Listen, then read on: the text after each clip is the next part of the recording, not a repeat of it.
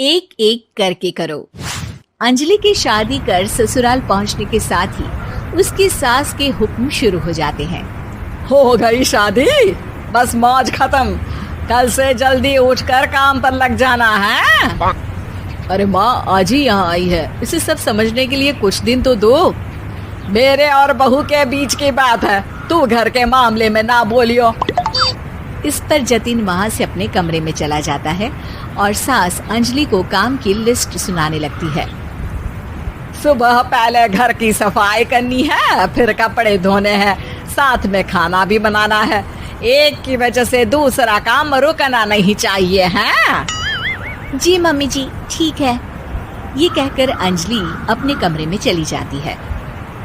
Anjali, mummy हमेशा बोलती थी बहू आएगी तो उनका काम हल्का होगा, पर मुझे नहीं पता था कि वो काम हल्का करने की जगह टाल ही देंगी। कुछ नहीं होता, ये सब मैं अपने घर में भी तो करती थी, मुझे आदत है, कोई दिक्कत नहीं होगी। ठीक है, पर अगर कुछ हो तो बता देना। दोनों सो जाते हैं और अगली सुबह से अंजलि जल्दी उठ के सास के बताए कामों में जुट जाती है, जिसमें वो जैसे ही कपड़े धोने लगती है तो सास वहाँ आ जाती है।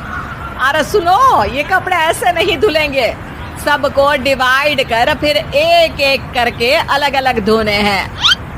क्या एक एक कपड़ा अलग करके? एक बार में सुनाई नहीं देता क्या? वही बोला है मैंने, लग जाओ काम पर हैं?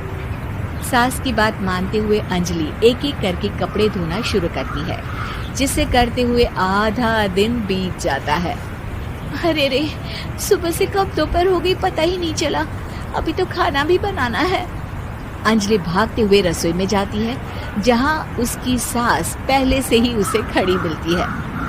खाना बना लेना, देखो पहले पकोड़े तल दो और एक एक पकोड़े अलग अलग तलना, नहीं तो कोई कच्चा कोई पक्का रह जाता है।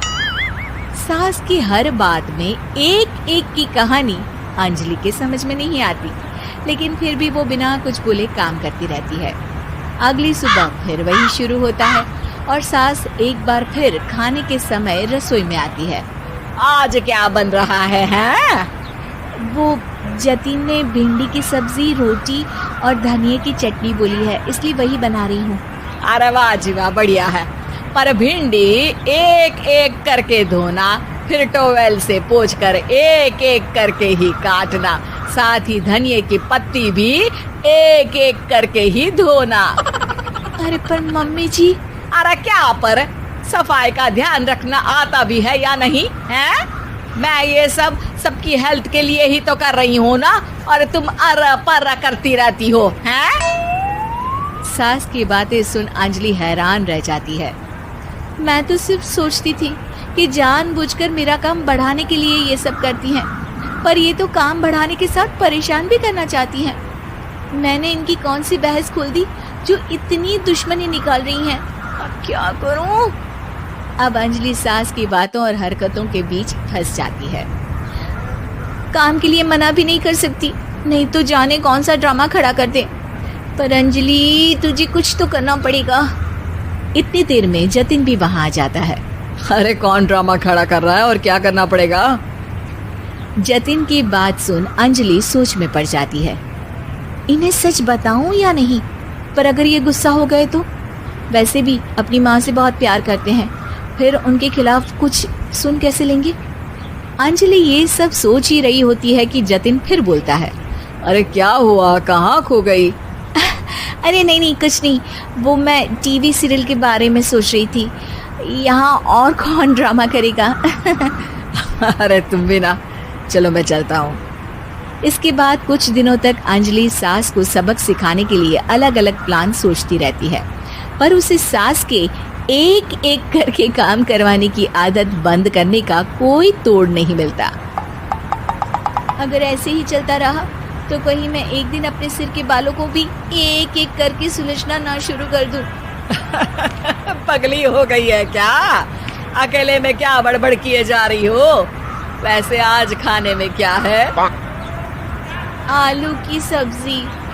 तो फिर आलू को अच्छे से काट कर उसके कटे हुए कपड़ों को एक एक करके ही धोना है। बिल्कुल इसे कैसे भूल सकती हूँ। मेरे जी का जंजाल। अरे बातें कम काम ज्यादा हैं। अंजलि एक बार फिर सास के कहे अनुसार काम करने लग जाती है, जिसमें सब्जी बनाते हुए उसके दिमाग में एक आइडिया आता है और वो सास को आवाज लगाती है, मम्मी जी सुनिए जरा इधर तो आना। अंजलि की आवाज सुन सास रसोई में आती है। अरे क्या हुआ, क्यों गला फाड़ कर चिल्ला रही हो? कुछ नहीं, वो सुबह कपड़े धोने की जल्दी में नहाई नहीं थी और अब शाम की पूजा भी करनी है, तो आप जरा सब्जी देख लीजिए ना, तब तक मैं नहा कर आती हूँ। अंजलि सास को रसोई में छोड़कर नहाने चली जाती है। इसी तरह देखते देखते 4 घंटे बीत जाते हैं, लेकिन अंजलि बाथरूम से बाहर ही नहीं निकलती, जिसे देख सास उसे आवाज लगाती है। अरे बाथरूम में ही समाधि लगा ली क्या? यहाँ सब्जी बनकर ठंडी भी हो गई और अभी तक तेरा नहाना खत्म नहीं हुआ।